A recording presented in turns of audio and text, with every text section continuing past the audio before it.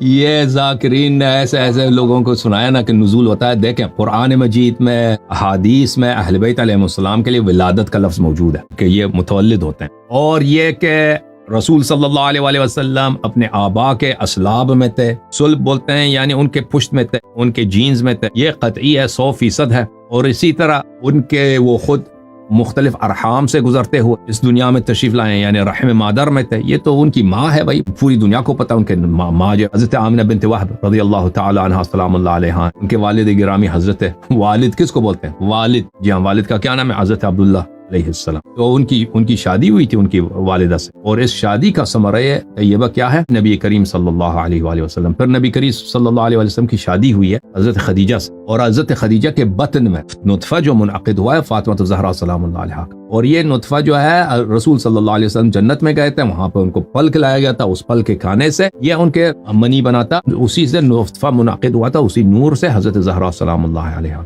اور پھر حضرت زہرا سلام اللہ علیہا کی ولادت ہوئی ہے, اس کے حدیث موجود ہے. ان کے ولادت کے وقت جنت سے حضرت آسیہ بنت مزاحم, حضرت مریم, حضرت حوا, حضرت سارہ, یہ لوگ تشریف لائی.